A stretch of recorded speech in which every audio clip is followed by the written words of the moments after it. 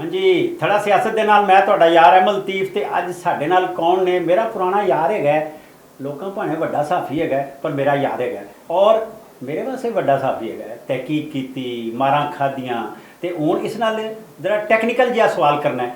ਅਸੀਂ ਜ਼ਰਬੇ ਅਜ਼ਬ ਕੀਤਾ, ਫਿਕਰੀ ਜ਼ਰਬੇ ਅਜ਼ਬ ਕੀਤਾ, ਇਹ ਕੀਤਾ, ਉਹ ਕੀਤਾ, ਓਏ ਕੇ ਕੀਤਾ ਹੈ ਜੀ। ਹਾਂਜੀ, ਤੇ ਹੁਣ ਅਸੀਂ ਇੱਕ ਹੋਰ ਆਪਰੇਸ਼ਨ ਕਰਨ ਜਾ ਰਹੇ ਹਾਂ। ਉਹ ਕੀ ਨਾਮ ਉਹਦਾ ਰੱਖਿਆ? ਅਜ਼ਮੇ ਨਹੀਂ, ਉਹ ਅਜ਼ਮੇ ਇਸਤਹਿਕਾਮ।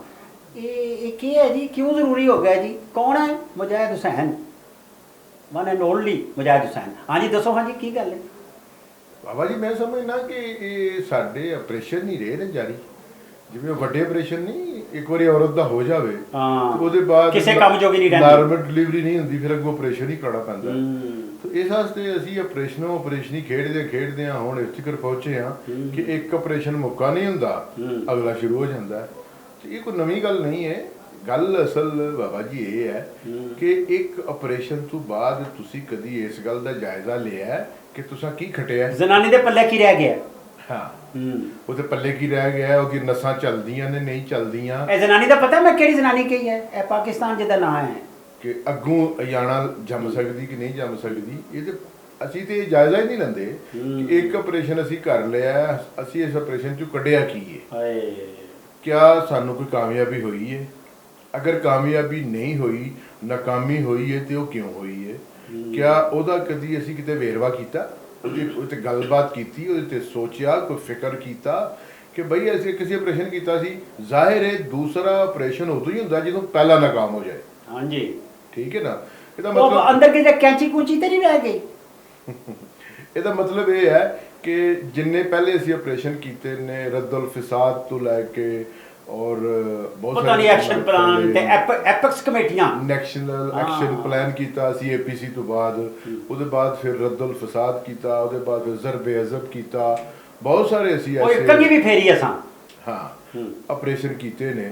ਹੁਣ ਫਿਰ ਅਸੀਂ ਇੱਕ ਅਜ਼ਮੇ ਇਸਤਹਿਕਾਮ ਆਪਰੇਸ਼ਨ ਕਰ ਰਹੇ ਹਾਂ, ਜਿਹਨੂੰ ਮੌਲਾਨਾ ਫਜ਼ਲ ਰਹਿਮਾਨ ਨੇ ਵੀ ਔਰ ਬਹੁਤ ਸਾਰੇ ਲੋਕਾਂ ਨੇ ਅਦਮ ਇਸਤਹਿਕਾਮ ਦਾ ਨਾਮ ਦਿੱਤਾ ਹੈ। ਜੀ ਮੇਰੀ ਜਾਨ, ਅੱਲਾ ਕਰੇ ਅਦਮ ਇਸਤਹਿਕਾਮ ਨਾ ਹੋਵੇ। ਗੱਲ ਇਹ ਹੈ ਕਿ ਅਗਰ ਤੇ ਸਾਡਾ ਮਕਸਦ ਪਾਕਿਸਤਾਨ ਦੇ ਵਜੂਦ ਨੂੰ ਚੰਬੜੀਆਂ ਹੋਈਆਂ ਬਲਾਵਾਂ ਨੂੰ ਹਟਾਉਣਾ ਹੈ, ਪਾਕਿਸਤਾਨ ਨੂੰ ਸਿਹਤਮੰਦ। ਅੱਛਾ, ਇਹਦਾ ਏਰੀਆ ਕਿਹੜਾ ਹੋਵੇਗਾ? ਮੈਂ ਤੁਹਾਡੀ ਗੱਲ ਟੋਕਣਾ ਪਿਆ। ਇਹ ਅਜ਼ਮੇ ਇਸਤਹਿਕਾਮ ਦਾ ਏਰੀਆ ਕਿੱਥੇ ਹੋਵੇਗਾ ਤੇ ਕਿੱਥੇ ਪਾਕਿਸਤਾਨ ਅਦਮ ਇਸਤਹਿਕਾਮ ਦਾ ਸ਼ਿਕਾਰ ਹੈ? ਕਿਹੜਾ ਏਰੀਆ ਕਿਹੜਾ ਹੈ? ਬਜ਼ਾਹਰ ਤੇ ਇਹ ਲੱਗਦਾ ਜਿਵੇਂ ਦੋ ਸੂਬੇ ਨੇ, ਅੱਛਾ, ਬਲੋਚਿਸਤਾਨ ਔਰ ਖੈਬਰ ਪਖਤੂਨਖਵਾ। ਸੁਭਾਨ ਅੱਲਾਹ। ਜਿੱਥੇ ਦੋਵਾਂ ਜਗ੍ਹਾ ਤੇ ਜਿਹੜਾ ਨਾ ਅਸੀਂ ਅਦਮੇ ਇਸਤਹਿਕਾਮ ਦਾ ਸ਼ਿਕਾਰ ਆ।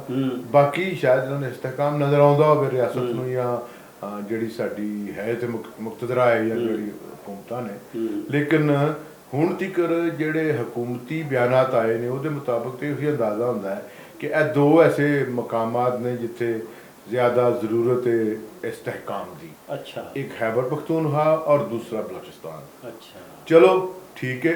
ਅਗਰ ਤੇ ਇਹਨਾਂ ਆਪਰੇਸ਼ਨਾਂ ਤੋਂ ਬਾਅਦ ਉੱਥੇ ਇਸਤਹਿਕਾਮ ਆਉਂਦਾ ਹੈ ਤੇ ਫਿਰ ਤੇ ਠੀਕ ਹੈ। ਲੇਕਿਨ ਇਹ ਨਾ ਹੋਵੇ ਕਿ 2 ਸਾਲ ਬਾਅਦ ਤੁਹਾਨੂੰ ਫਿਰ ਆਪਰੇਸ਼ਨ ਮਜ਼ੀਦ ਇਸਤਹਿਕਾਮ ਕਰਨਾ ਪਏ। ਅੱਛਾ, ਤੇ ਸੱਚੀ ਗੱਲ ਹੈ ਹੁਣ ਅਸੀਂ ਇੰਨੇ ਜ਼ਿਆਦਾ ਆਪਰੇਸ਼ਨ ਕਰ ਚੁੱਕੇ ਹਾਂ, ਇੰਨੇ ਆਪਰੇਸ਼ਨ ਹੋ ਚੁੱਕੇ ਨੇ, ਇਤਨੇ ਢਿੱਡ ਚੀਰੇ ਜਾ ਚੁੱਕੇ ਨੇ, ਚੀਰੇ ਇੰਨੇ ਲਵਾ ਲਏ ਰਸਾਂ ਕਿ ਹੁਣ ਸਮਝ ਨਹੀਂ ਆ ਰਹੀ ਕਿ ਅਗਲਾ ਚੀਰਾ ਕਿੱਥੋਂ ਲਾਉਣਾ ਹੈ। ਹੋਏ ਹੋਏ, ਬਸ ਕਨਫਿਊਜ਼ਨ ਹੈ ਬਾਬਾ ਜੀ। ਦੇਖੋ ਨਾ ਤੇ ਅਸੀਂ ਇਹ ਸਟੇਕ ਹੋਲਡਰ ਜਿਹੜੇ ਸਾਰੇ ਇਕੱਠੇ ਕਰ ਲਈਏ, ਅਸੀਂ ਬਹਿ ਜਾਈਏ, ਕੋਈ ਸੂਰਤ ਬਣਾਈਏ। ਇਹ ਫੌਜ ਵੀ ਸਾਡੀ ਹੈ, ਪਾਕਿਸਤਾਨ ਵੀ ਸਾਡਾ ਹੈ, ਸਿਆਸਤਦਾਨ ਪੋਲੀਟੀਕਲ ਐਲੀਟ ਵੀ ਸਾਡੀ ਹੈ, ਪੋਲੀਟੀਕਲ ਕੈਪੀਟਲ ਵੀ ਹੈਗਾ। ਉਹ ਜਿਹੜਾ ਹੈ ਨਹੀਂ ਹੈ, ਉਹ ਤੁਸੀਂ ਆਏ ਹੋ ਜੀ, ਨਹੀਂ ਆਏ ਹੋ ਤੁਸੀਂ ਵੋਟਾਂ ਲੈ ਕੇ ਆਓ, ਨਹੀਂ ਜੀ ਤੁਸੀਂ ਮਸਤੀ ਖੇਲ ਵਾਲਾ ਫਾਰਮੂਲਾ ਲੈ ਕੇ ਆਇਓ। ਇਹ ਜਿਹੜੇ ਫਾਰਮੂਲੇ ਚੱਲਦੇ ਨੇ ਪਏ, ਅਸੀਂ ਬਹੁਤ ਸਾਰੀਆਂ ਗੱਲਾਂ ਕਰਨੇ ਆ। ਤੁਸੀਂ ਮੈਨੂੰ ਇਹ ਦੱਸੋ, ਤਹਿਕੀਕ ਦੇ ਆਦਮੀ ਹੋ, ਬੜਾ ਕੰਮ ਕੀਤਾ ਹੈ, ਆਮ ਬੰਦਿਆਂ ਨਾਲ ਮਿਲਦੇ ਹੋ, ਖਾਸ ਬੰਦਿਆਂ ਨਾਲ ਮਿਲਦੇ ਹੋ, ਉਹ ਸਾਰਾ ਜਿਹੜਾ ਡਿਜ਼ਾਈਨ ਕਰਕੇ ਇਹ ਜਿਹੜਾ ਵਾਰ ਬਿਜ਼ਨਸ ਹੈ, ਜਿਹੜਾ 100 ਸਾਲ ਪਹਿਲਾਂ 75 ਪੌਣ ਸਦੀ ਪਹਿਲਾਂ ਅਸੀਂ ਸ਼ੁਰੂ ਕੀਤਾ ਸੀ, ਤੇ ਉਹ ਵਾਰ ਬਿਜ਼ਨਸ ਜਿਹੜਾ ਉਹ ਕਰਕੇ ਤੇ ਛੋੜ ਗਏ ਸਨ। ਔਰ ਵਾਰ ਬਿਜ਼ਨਸ ਦਾ ਟਰਨਓਵਰ ਜਿਹੜਾ ਉਹ ਕਿੱਥੇ ਤੱਕ ਕਿੱਥੇ ਜਾਂਦਾ ਹੈ। ਤੇ ਮੈਨੂੰ ਇਹ ਦੱਸੋ ਕਿ ਨੋ ਵਾਰ ਪੈਕਟ ਕਰਕੇ ਹੁਣ ਵੈਸੇ ਨਾ ਤੇ ਸਾਡੇ ਤੇ ਕੋਈ ਹਮਲਾ ਕਰਦਾ ਪਿਆ, ਤੇ ਨਾ ਕੋਈ ਇੰਡੀਆ ਤੇ ਹਮਲਾ ਲੱਗਿਆ ਕਰਨ, ਨਾ ਕੋਈ ਬੰਗਲਾਦੇਸ਼ ਤੇ ਹਮਲਾ ਕਰਦਾ ਹੈ, ਤੇ ਨਾ ਕੋਈ ਚੀਨ ਤੇ ਹਮਲਾ ਲੱਗਿਆ ਕਰਨ। ਦੁਨੀਆ ਇਸ ਵੇਲੇ ਜੰਗਾਂ ਤੋਂ ਇਜਤਨਾਬ ਦੀ ਪਾਲਿਸੀ ਤੇ ਅਮਲ ਪੈਰਾ ਹੈ। ਲੋਕ ਪੈਸੇ ਸ਼ੈਸੇ ਇਕੱਠੇ ਕਰਦੇ ਨੇ, ਕੰਮ ਸ਼ਬ ਇਹ ਬਣਾ ਲਓ, ਉਹ ਬਣਾ ਲਓ, ਇਹ ਚੀਜ਼ਾਂ ਬਣਾ ਬਣੂ ਕੇ ਕੋਈ ਛਿਪਾਂ ਬਣਾ ਲਓ, ਇਹ ਸਿਲਸਿਲਾ ਚੱਲਦਾ ਪਿਆ। ਤੇ ਤੁਸੀਂ ਕੀ ਸਮਝਦੇ ਹੋ, ਕਿਆ ਨੋ ਵਾਰ ਪੈਕਟ ਦੀ ਤਰਫ ਦੁਨੀਆ ਜਾ ਰਹੀ ਹੈ? ਵਨ ਕਲਿਕ ਵਰਡ ਜਿਹੜੀ ਹੈ ਉਹ ਨੋ ਵਾਰ ਵਰਡ ਦੀ ਤਰਫ ਜਾ ਰਹੀ ਹੈ, ਜਾਂ ਪੁਰਅਮਨ ਦੁਨੀਆ ਦੀ ਤਰਫ ਜਾ ਰਹੀ ਹੈ, ਜਾਂ ਹਾਲੀ ਹੋਰ ਕੁਝ ਰੌਲਾ ਪੈਣਾ ਹੈ? ਬਾਬਾ ਜੀ ਰੌਲੇ ਤੇ ਮੁੱਕੇ ਨਹੀਂ, ਜੰਗੇ ਅਜ਼ੀਮ ਦੋਮ ਤੋਂ ਬਾਅਦ ਹੁਣ ਤੱਕ ਰੌਲੇ ਹੀ ਰਹੇ ਨੇ। ਔਰ ਬੈਨ ਅਲ-ਅਕਵਾਮੀ ਸਤ੍ਹਾ ਤੇ ਵੀ ਜਿਹੜੇ ਕ੍ਰਾਈਸਿਸ ਨੇ ਤੁਹਾਡੇ ਸਾਹਮਣੇ ਹੈ। ਫਲਸਤੀਨ नहीं, तीसरी आलमी जंग आते ऐसी जीती है, अफगानिस्तान जी जीती है, दहशतगर्दी के खिलाफ लड़ी जाने वाली तीसरी आलमी जंग हमने ਉਹ जीती ਅਸੀਂ है। ਆਪਣੇ ਤੌਰ ਤੇ ਸੁਰਖੀ ਲਾ ਲਈ, ਇਹ ਜਿੱਤੀ ਅਸਾਂ ਕੋਈ ਨਹੀਂ ਸੀ।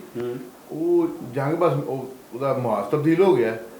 ਇੱਕ ਜਿਹੜਾ ਫਰੀਕ ਸੀ ਉਹ ਬਿਸਤਰਾ ਬੋਰੀਆ ਬਣ ਕੇ ਚਲਾ ਗਿਆ 20 ਸਾਲ ਬਾਅਦ, ਤੇ ਜੰਗ ਤੇ ਉੱਥੇ ਖਲੋਤੀ ਹੈ। ਅਗਰ ਤੁਸੀਂ ਸ਼ੁਰੂ ਵਿੱਚ ਬੜੀ ਸੋਹਣੀ ਗੱਲ ਕੀਤੀ ਹੈ ਬਈ ਇਹ ਫੌਜ ਵੀ ਸਾਡੀ, ਐਸਟੈਬਲਿਸ਼ਮੈਂਟ ਵੀ ਸਾਡੀ, ਬਿਊਰੋਕ੍ਰੇਸੀ ਸਾਰੇ ਅਸੀਂ ਆਪੋ ਹੀ ਆ ਨਾ, ਸਿਆਸਤਦਾਨ ਘਰ ਹੈ ਸਾਡੇ। ਸਾਡਾ। ਕਾਸ਼ ਇੱਕ ਐਸੀ ਸੂਰਤ ਹਾਲ ਹੋਵੇ ਕਿ ਇਹ ਆਵਾਮ ਵੀ ਸਾਡੀ ਹੋਵੇ। ਇਹ ਨੁਕਤਾ ਨਜ਼ਰ ਜਿਹੜਾ ਹੈ ਨਾ, ਉਹ ਅਗਰ ਕਿਸੇ ਤਰੀਕੇ ਨਾਲ ਤਾਕਤਵਰ ਹੋ ਜਾਏ ਜਾਂ ਪ੍ਰਵਾਨ ਚੜੇ ਕਿ ਆਵਾਮ ਵੀ ਸਾਡੀ ਹੈ। ਇਹ ਜਿਹੜੇ 25 ਕਰੋੜ ਨਹੀਂ, ਆਵਾਮ ਕਿਸ ਨਾਲ ਸਾਡੀ ਹੋਏਗੀ? ਅਸੀਂ ਇਹਨਾਂ ਨੂੰ ਸਾਡੀ ਸਮਝਾਂਗੇ ਤੇ ਹੋਏਗੀ ਨਾ। ਹਾਂ। ਤੁਸੀਂ ਆਪਣੇ ਵਾਸਤੇ ਸਾਰੀਆਂ ਪਾਲਿਸੀਆਂ ਬਣਾਉਂਦੇ ਹੋ। ਹੁਣ ਤੁਸੀਂ ਇਹ ਜਿਹੜਾ ਇਹ ਬਣਾਇਆ ਕਿ ਇਹਨੂੰ ਆਦੇ ਨੇ ਜਿਹੜਾ ਬਿਜਲੀ ਦਾ ਬਿੱਲ ਐਸਕੀ ਨਹੀਂ, ਅਗਲੀ ਵਾਰੀ ਆਣਗੇ 200 ਯੂਨਿਟ ਜਿਹੜੇ ਨੇ ਉਹ ਐਨੇ ਦੇ ਹੁੰਦੇ ਨੇ, ਤੇ 201 ਹੋ ਜਾਂਦਾ ਹੈ ਤਾਂ 1.5 ਹੋ ਜਾਂਦਾ ਹੈ, ਤੇ ਫਿਰ ਅਗਲੇ 6 ਮਹੀਨੇ ਉਹਨੇ 1.5 ਹੀ ਰਹਿਣਾ ਹੈ।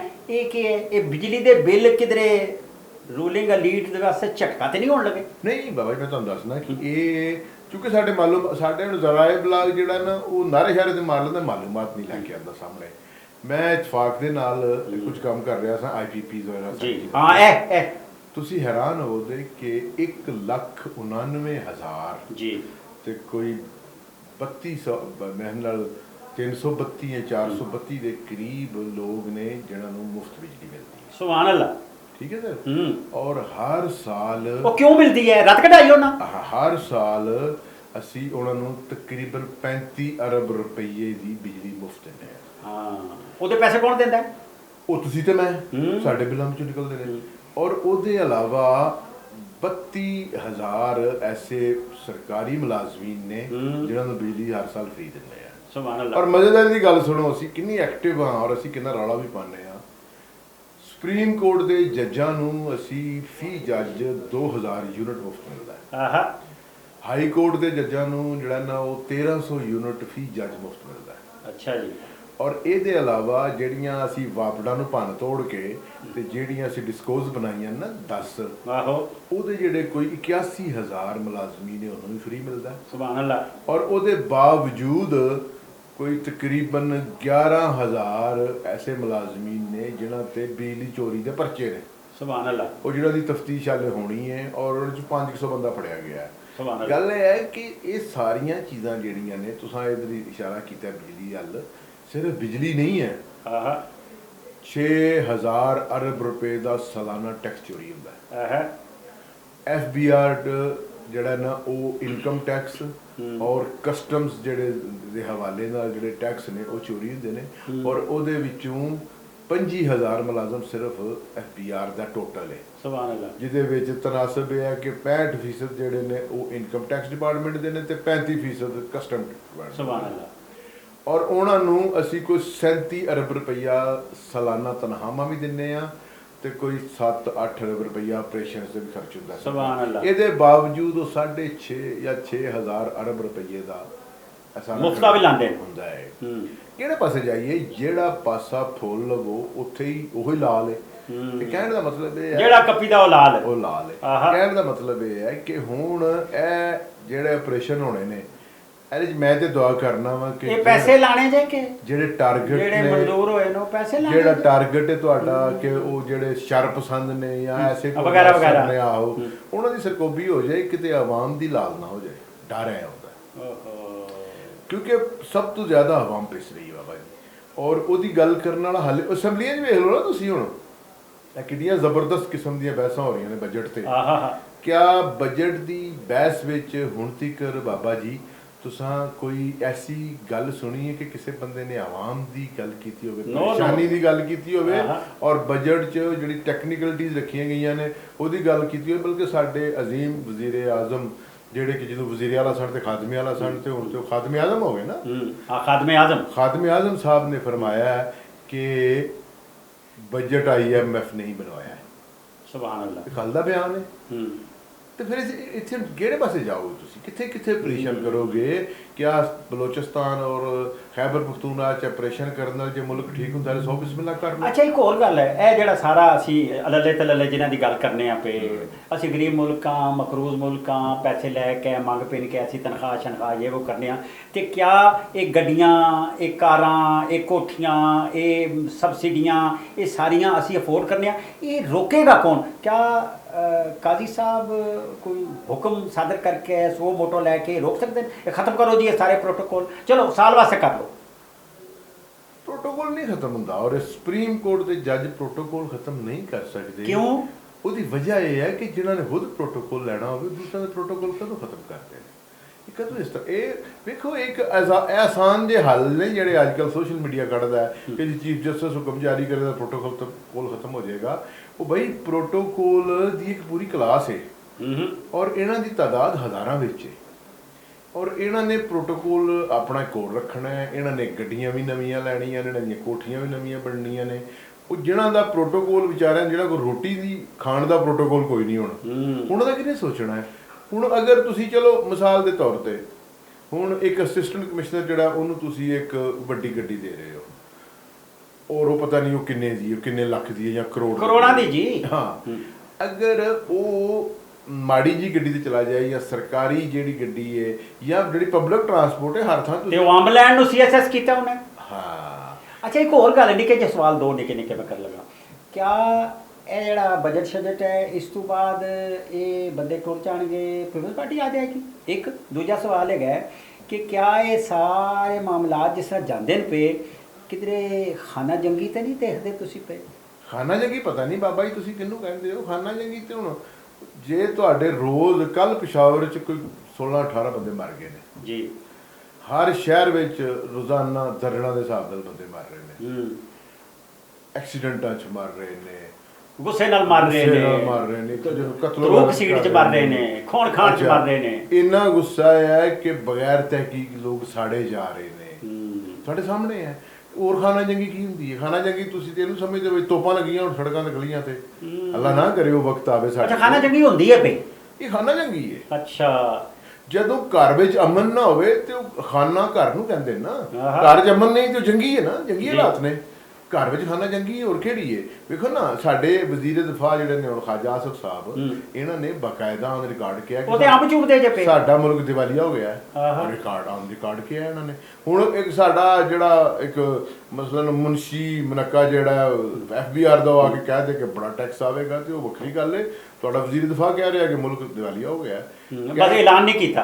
ਐਲਾਨ ਕਰਨਾ ਬਾਕੀ ਹੈ, ਐਲਾਨ ਨਾਮ ਹੀ ਹੋਵੇ ਹੁਣ ਤਾਂ ਦਿਵਾਲੀਆ ਦਾ ਪਤਾ ਹੋ ਜਾਂਦਾ। ਕਹਿਣ ਦਾ ਮਤਲਬ ਇਹ ਹੈ ਕਿ ਤੁਸੀਂ ਆਪਣੇ ਅਖਰਾਜਾਤ ਘੱਟ ਕਰਨ ਵਾਸਤੇ ਤੁਹਾਨੂੰ ਇਜਤਮਾਈ ਸੋਚ ਦੀ ਲੋੜ ਹੈ। ਇੱਕ ਦਿਮਾਗ ਤੁਹਾਡਾ ਇੱਕ ਪ੍ਰੋਪਰ ਹੋਵੇ, ਮੁਨਾਸਬ ਹੋਵੇ, ਤੁਸੀਂ ਸੋਚ ਕੇ ਇਹ ਇਕਦਾਮ ਕਰ ਸਕੋ ਔਰ ਪਾਰਲੀਮੈਂਟ ਤੋਂ ਫੈਸਲਾ ਕਰੇ ਜਾਂ ਅਦਾਲਤਾਂ ਫੈਸਲਾ ਕਰਨ।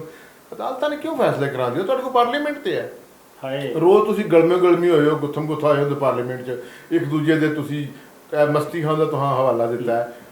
ਠੀਕ ਹੈ, ਉਹਦੀ ਮਿਸਾਲ ਠੀਕ ਹੋਵੇਗੀ, ਲੇਕਿਨ ਇੱਕ ਪਾਰਲੀਮੈਂਟੇਰੀਅਨ ਅਗਰ ਇਹੋ ਜਿਹੀਆਂ ਗੱਲਾਂ ਕਰਦੇ ਔਰ ਉਹਦਾ ਇਹ ਲੈਵਲ ਦੇ ਸੋਚਣ ਦਾ, ਤੇ ਬੰਦਾ ਪੁੱਛੇ ਮਸਤੀ ਖਾਨ ਨਾਨ ਇਸ਼ੂ ਬਣਾਉਣਾ, ਤਵੱਜੋ ਉਠਾਉਣ ਵਾਸਤੇ ਤੇ ਉਹ ਇਹ ਕੰਮ ਕਰਨ ਨਾ। ਇਹ ਇਸ ਗੱਲ ਮਸਲਨ ਮੈਂ ਤੁਹਾਨੂੰ ਛੋਟੀ ਜਿਹੀ ਮਿਸਾਲ ਦੇਣਾ ਬਾਬਾ। ਅੱਜ ਸਾਡੀ 75% ਯੂਥ ਜਿਹੜੀ ਨਸ਼ਾ ਕਰ ਰਹੀ ਹੈ। ਸੁਭਾਨ ਅੱਲਾਹ। ਸਾਡਿਆਂ ਕਾਲਜਾਂ 'ਚ, ਸਾਡੀਆਂ ਯੂਨੀਵਰਸਿਟੀਆਂ 'ਚ ਕੁੜੀਆਂ ਨਸ਼ਾ ਕਰ ਰਹੀਆਂ ਨੇ, ਆਈਸ ਪੀ ਰਹੀਆਂ ਨੇ। ਕਿਆ ਪਾਰਲੀਮੈਂਟ ਦੇ ਲੋਕਾਂ ਕੋਲੋਂ ਕਿਆ ਇਹ ਮੌਜੂ ਨਹੀਂ ਹੈ? ਅਸੀਂ ਯੂਨੀਵਰਸਿਟੀਆਂ 'ਚ ਖੋਲੀ ਜਾ ਰਹੇ ਹਾਂ ਜਿਹਦਾ ਹਿਸਾਬ ਕੋਈ ਨਹੀਂ, ਲੇਕਿਨ ਸਾਡੀਆਂ ਯੂਨੀਵਰਸਿਟੀਆਂ ਦੇ ਵਿੱਚ ਬਾਜ਼ ਐਸੀਆਂ ਯੂਨੀਵਰਸਿਟੀਆਂ ਜਿਹਨਾਂ ਦੀਆਂ ਇੰਤਜ਼ਾਮੀਆਂ ਜਿਹੜੀਆਂ ਨੇ ਉਹ ਨਸ਼ਿਆਤ ਵਿੱਚ ਉਹ ਨਾ ਇੱਕ ਜਗ੍ਹਾ ਬਣਾਈ ਹੈ ਵੀ ਇੱਥੇ ਇਹਨਾਂ ਨੂੰ ਚੀਜ਼ਾਂ ਪ੍ਰੋਵਾਈਡ ਕਰੋ, ਘਰੋਂ ਆ ਜਾਣ। ਇਸ਼ੂ ਤੇ ਇਹ ਹੈ ਬਈ ਜਿਹੜੀ ਤੁਹਾਡੀ ਯੂਥ ਹੈ ਜਦੋਂ ਤਬਾਹ ਬਰਬਾਦ ਹੋ ਰਹੀ ਹੈ ਤੇ ਉਹਨੂੰ ਬਚਾਓ। ਕਿੰਨੇ ਲੋਕ ਬੇਰੋਜ਼ਗਾਰ ਹੋ ਰਹੇ ਨੇ, ਕਿੰਨਾ ਬ੍ਰੇਨ ਡਰੇਨ ਹੋ ਰਿਹਾ ਹੈ, ਲੱਖਾਂ ਦੀ ਤਾਦਾਦ ਲੋਕ ਨਸ ਕੇ ਜਾ ਰਹੇ ਨੇ ਔਰ ਅੱਗੇ ਕੁਛ ਨਹੀਂ ਜਿੱਥੇ ਜਾ ਰਹੇ ਨੇ। ਉੱਥੇ ਕੁਝ ਵੀ ਨਹੀਂ, ਨੌਕਰੀ ਕੋਈ ਨਹੀਂ, ਉੱਥੇ ਸੈਟਲਮੈਂਟ ਹੀ ਨਹੀਂ ਹੁੰਦੀ ਲੋਕਾਂ ਦੀ, ਲੇਕਿਨ ਲੋਕ ਜਾ ਰਹੇ ਨੇ।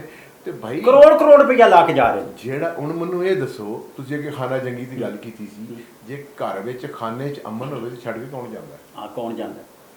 ਜੇ ਘਰ 'ਚ ਰੋਟੀ ਮਿਲਦੀ ਹੋਵੇ ਤਾਂ ਛੱਡ ਕੇ ਕੌਣ ਜਾਂਦਾ? ਤੁਹਾਡੇ ਘਰ ਵਿੱਚ ਨਾ ਰੋਟੀ ਮਿਲਦੀ ਹੈ ਪਈ, ਨਾ ਹੁਣ ਅਮਨ ਰਿਹਾ ਹੈ, ਔਰ ਅੱਗੋਂ ਜਿਹੜੇ ਹਾਲਾਤ ਨਜ਼ਰ ਆ ਰਹੇ ਨੇ ਉਹ ਕੋਈ ਏਡੇ ਅੱਛੇ ਨਹੀਂ ਹੈ।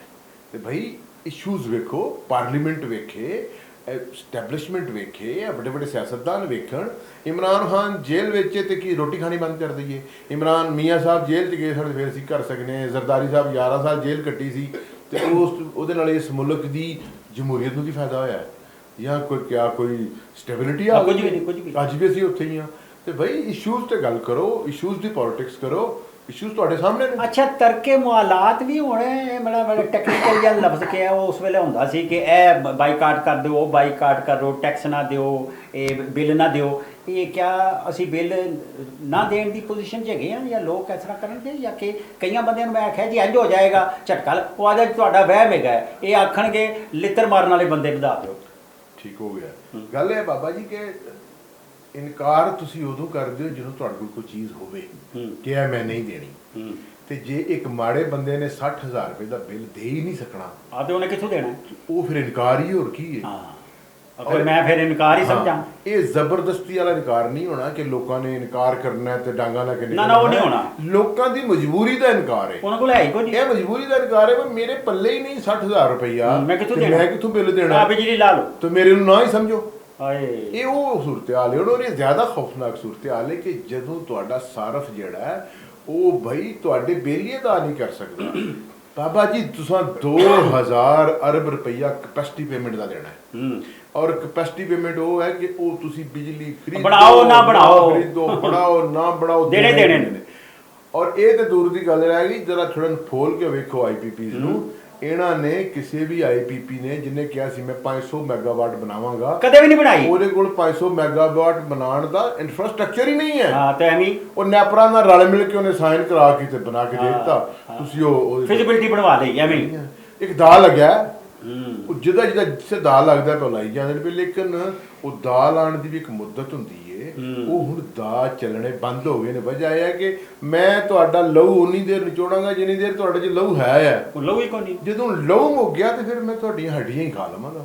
ਹੁਣ ਇਹ ਸੂਰਤ-ਹਾਲ ਬਣ ਗਈ। ਗੱਲਾਂ ਬੜੀਆਂ ਨੇ ਤੇ ਰੋਂਦੇ ਰਵਾਂਗੇ ਤੇ ਹੱਸਦੇ ਰਵਾਂਗੇ ਤੇ ਫਿਰ ਰੋਂਦੇ ਰਵਾਂਗੇ, ਇਹ ਕੰਮ ਚੱਲਦਾ ਰਹੇਗਾ। ਤੇ ਬੜੀ ਮਿਹਰਬਾਨੀ ਮੁਜਾਹਿਦ ਸਹਿਨ, ਅੱਜ ਤੂੰ ਮੇਰੇ ਕਹਿਣ ਤੇ ਆਇਆ ਤੇ ਇਹ ਜ਼ਰਾ ਦੁੱਖ ਫਰੋਲਣ ਵਾਲੀ ਗੱਲਾਂ ਅਸੀਂ ਕੀਤੀਆਂ ਨੇ। ਰੋਂਦੇ ਸਾਂ, ਰੋਣੇ ਆ, ਬਸ ਸਾਰੇ ਰਲ ਕੇ ਰੋ ਲੈਨੇ ਆ।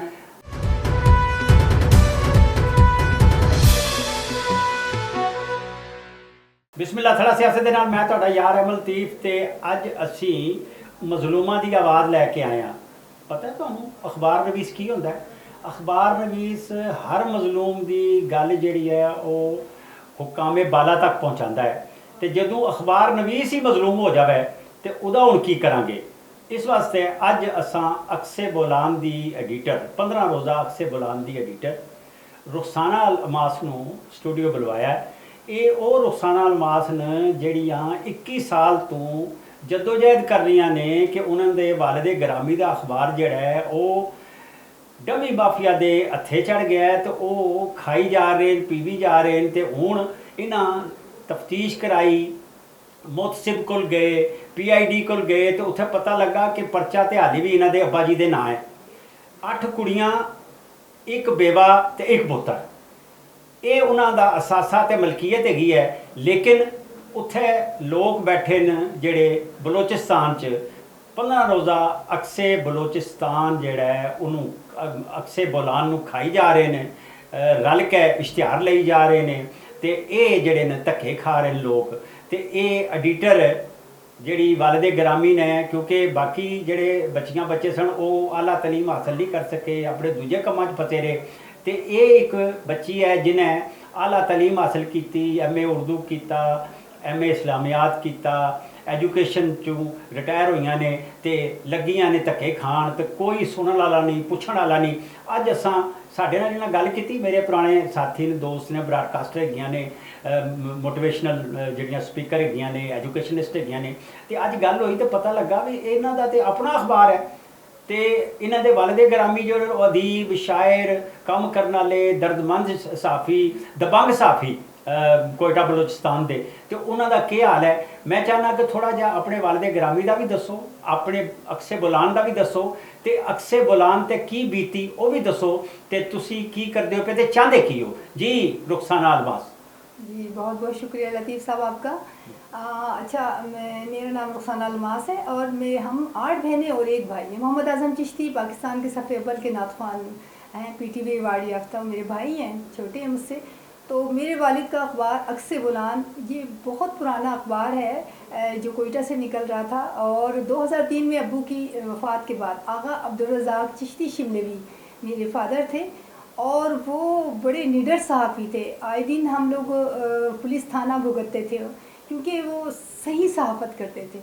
और जैसे ही वो फोत हुए तो उनके जब भी फौतगी के चंद दिन हुए, 40वां भी नहीं गुज़रा, तो उन्हीं के एक दोस्त करीम सपरा जो जिनकी यही ड्यूटी थी, इंफॉर्मेशन ऑफिस में थे, कि जिनके पास मेरा ख्याल है इश्तिहारात देने की वो पोस्ट पर थे, तो उन्होंने फ़ौरन ही मेरे छोटे बहन भाई, जिनकी 2 बहनों की अभी आईडी कार्ड भी नहीं बना था, और वो सीधे साधे और सर पे से साया भी उठ गया, कोई बड़ा था नहीं समझने वाला, तो उन्होंने लिखवा लिया और कुछ हकीर सी रकम देकर अखबार अपने नाम कर लिया। तो जैसे मुझे पता चला, मैं खैबर पख्तूनख्वा में थी, बलूचिस्तान से बहुत दूर थी, करक में थी, तो मैं हथेली पे जान रख कर गई हूँ और मैं करीम सपरा से मिली हूँ, और मेरा कातिब अब्दुर्रहमान मुझे लेकर गया उनके पास। तो मैंने उन्हें कहा कि ये तो मैं उसमें एडिटर हूँ, आपने मेरा क्यों नहीं पता किया, मैं भी तो उस बाप की बच्ची हूँ, मेरा भी तो बराबर का उसमें हिस्सा है। तो उन्होंने कहा कि देखें, मैं आपको 50,000 दे देता हूँ, आप खामोश रहें, आपके बहन भाइयों को भी मैंने थोड़ी सी रकम दी। मैंने उस वक्त कहा था 2003 में कि अगर आप मुझे 50 लाख भी देते हैं तो आपके लिए तो ये एक मामूली सा हकीर सा पेपर है, लेकिन ये मेरे अब्बू की निशानी है, मैं किसी सूरत में नहीं देना चाहती। लेकिन बहरहाल, हालांकि वो बलोच हैं और बलोच औरतों की बहुत इज़्ज़त करते हैं, कदर करते हैं। मेरे अब्बू के बहुत ज़्यादा दोस्त हैं बलोचिस्तान की, मेरे अब्बू ने बहुत खिदमत की, लेकिन वो बात आई गई हो गई। और आज 21 साल हो गए, मैंने सिटीज़न पोर्टल सेल से लेकर जहाँ तक मेरी समझ थी तो मैंने कोशिश की है, और आज भी मेरे अब्बू के ही नाम हैं, लेकिन वो लोकल सतह पर जाली काम हो रहा है। जी अच्छा, ये तो बात हो गई, और फिर इसके लिए आप कहाँ आपने वकील किया, आप मोतसिब के पास गई, आप PID गई, वहाँ रिकॉर्ड निकलवाया, रिकॉर्ड भी आपने मुझे दिखाया, वो सारा कुछ है। तो थोड़ा सियासत में हम ये भी कोशिश करते हैं कि मज़लूम जो हैं उनको भी हक दिलाएं, और फिर सहाफ़ी मज़लूम हो जाए तो उसके लिए तो हम सबसे आगे होंगे, और हमारा प्लेटफॉर्म जो है हम वक्त आगे होगा। तो फिर उसके बाद 21 बरस हो गए, और आपने ये भी तहकीक करवाई कि हर बरस जो ज़ाहिर है वो 15 रोज़ा अखबार है, हर अखबार को जो ओरिजिनल पर्चा हो उसको इश्तिहार मिलता है, वो इश्तिहार मिलता है, वो छपता है। तो अब क्या आपका इरादा है कि डिक्लेरेशन तो आपके नाम है, क्योंकि मरकज़ में तो वो आज भी उसी तरह है, वहाँ जालसाजी हो रही है, तो आप क्या चाहेंगी, इसको क्रिमिनल एक्ट के तौर पे ये सारा मामला जो है इसको FIA के पास लेके जाएं, और आप रिकॉर्ड लेके जाएं कि 20 बरस से ये जो इश्तिहार ऐंठे जा रहे हैं, खाए जा रहे हैं, हमारा हिस्सा किधर है। जी बिल्कुल, मैं ये चाहूँगी कि एक अदीब का जो हालत होती है हमारे समाज में, वो किसी से ढकी छुपी नहीं है, और वही हमारा हाल है। तो मेरे फादर की तो यही विरासत थी, वो छोटी मोटी सी, कोई इतनी बड़ी उनके पास उन्होंने कुछ भी नहीं छोड़ा। वो तो बड़े निडर सहाफ़ी थे, तमाम उम्र वो इस्लाह माशरे की कोशिश में लगे रहे, और बड़े सूफियाना और बड़ी दरवेशाना ज़िंदगी, जो भी उनके करीबी सहाफ़ी हैं वो जानते हैं उनकी कैसी लाइफ थी, उनके बच्चे किस तरह ज़िंदगी गुजार रहे थे। क्योंकि आए दिन उनके उस वक्त भी इश्तिहारात बंद होते थे, अखबार बंद कर दिया जाता था, क्योंकि वो सच लिखते थे। तो बहरहाल मैं टीचर हूँ, और मैंने गवर्नमेंट टीचर हूँ, लेकिन मैंने 2 साल पहले रिटायरमेंट इसीलिए ली ताकि मैं अपने अब्बू की जो निशानी है उसे लूँ और उसे चलाऊँ। और जितना सहाफ़ती तबका है, सबसे मेरी रिक्वेस्ट है कि मैं भी एक सहाफ़ी की बेटी हूँ, और एक निडर सहाफ़ी की, और वो पैदाइशी अदीब भी थे जिन्होंने बुक्स भी लिखी हैं। तो आप सब मेरा साथ दें तो इंशाल्लाह अल्लाह बेहतर करेगा। जी अच्छा, गोया आपका इरादा अब अक्से बुलान डिजिटल का है, क्योंकि प्रिंट मीडिया जो है वो ख़त्म हो गया है, और उसको डिजिटल फॉर्म में आप लेके जाना चाहती हैं ताकि ये सारी सूरत जो है वो सामने आए, और आपकी कोशिश है कि आप अपने वालिद मोहतरम की निशानी जो है वो आगे लेके जाएं ताकि वो सिलसिला आगे बढ़ता रहे। तो अब आप किस मरहले में हैं ये सारी सूरत, और आप क्या चाह रही हैं कि इसको डिजिटल फॉर्म में, पीडीएफ फॉर्म में ये आए और उसके बाद उसके जो प्लेटफॉर्म हैं उसके तहत प्रोग्राम हों, इंटरव्यूज़ हों, सैर व सियाहत की सूरत हो, वो सारी चीज़ें जो आपको विरसा में मिली हैं, आपके लहू में शामिल हैं, वो आप सिलसिला शुरू करना चाहती हैं? जी बिल्कुल, बहुत खूबसूरत बात आपने की है, क्योंकि मुझ में जो अपने अब्बू की तरफ से जो विरासत में मिली जो सलाहियत है, मैं राइटर हूँ, मैं लिख सकती हूँ, मैं बोल सकती हूँ, और मैं अब्बू की जो मेरे अब्बू मुझसे चाहते थे वो मुझे जर्नलिस्ट बनाना चाहते थे, तो मैं उन्हीं चीज़ों को लेके चलना चाहती हूँ। और मेरा ये यकीन है कि लोग कहते हैं कि कोई आपको इंसाफ नहीं मिलेगा, अदालत नहीं है, कानून नहीं है, लेकिन मैं इन चीज़ों को नहीं मानती। इंसान अगर कोशिश करे तो अल्लाह उसका साथ देता है। दूसरा ये कि मीडिया जो है वो एक बेहतरीन ताकत है, और मैं ख़ुद भी मीडिया पर्सन हूँ, तो मैं चाहती हूँ कि हम सब मिलकर ये जो एक ज़्यादती हो रही है किसी की भी ज़िंदगी में, तो कम से कम उसे आवाज़ उठाएं, दुनिया के कोने कोने में बात तो पहुँच जाए कि देखें ये 21 बरस कितना बड़ा टाइम है, और उसके बच्चे किस कसम पुरसी में ज़िंदगी गुजार रहे हैं, और उसकी जो विरासत है उसे लोग किस तरीके से।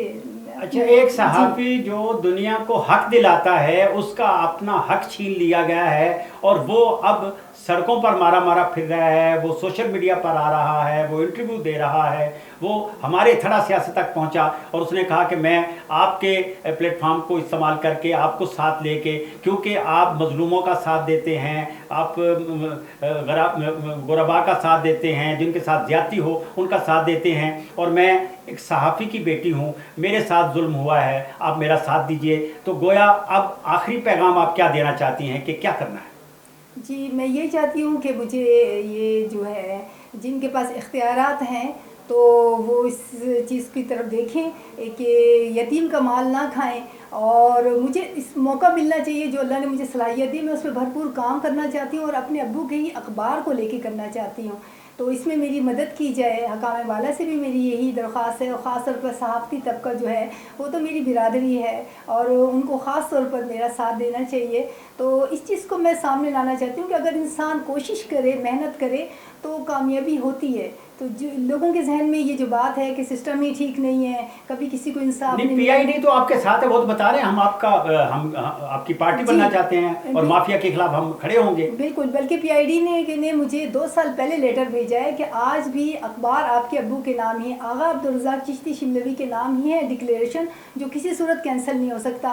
बल्कि उन्होंने मेरी बड़ी हौसला अफजाई की, उन्होंने कहा हम जो भी सूरत हाल होगी हम आपके साथ हैं, क्योंकि उन्होंने आपको डायरी नंबर भी दिया जो उन्होंने भेजा था वफाकी मोहतसिब को। जी बिल्कुल, मोहतसिब आला को मैंने लेटर लिखा, मैंने तमाम कागजात सबूत के साथ पेश किए, और फिर ये सिलसिला पीआईडी के पास किया। पीआईडी ने सब रिसर्च की और उन्होंने साबित किया कि मैं ठीक कह रही हूँ, सच कह रही हूँ, और फिर उन्होंने वफाकी मोहतसिब को दोबारा भेजा कि ये बात ठीक है, आप इस पे काम करें, लेकिन वहाँ जाकर खामोशी हो गई है, उसका पता नहीं क्या वजह है। जी उन तक भी पहुँचेंगे, और आपकी बात जो है ये हुकाम बाला तक पहुँच गई, वफाकी मोहतसिब सेक्रेटरीट तक पहुँच गई, और तमाम जो PFUJ है, सहाफ़ी हजरात हैं, वो हम वक्त आपके साथ रहेंगे, A1 TV आपके साथ रहेगा, थड़ा सियासत आपके साथ रहेगा। बहुत शुक्रिया, आपने हमें अपना कीमती वक्त दिया और अपनी बात जो है हुकाम बाला तक पहुँचाई। रुखसाना अल्फाज हमारे साथ थी, और वो एक सहाफ़ी की बेटी हैं, अपना दुख लेके आई, और हम हमेशा दुखी और मजलूमों का साथ देने वाले हैं, और हमारा प्लेटफार्म हमेशा से हाज़िर है। जो भी दुखी हो, मुसीबत ज़दा हो, हमारे पास आए, हम उसकी बात हुकाम बाला तक पहुँचाएंगे। थड़ा सियासत, तोड़ा अहमद लतीफ़, अजदे इजाज़त, अल्लाह बेली।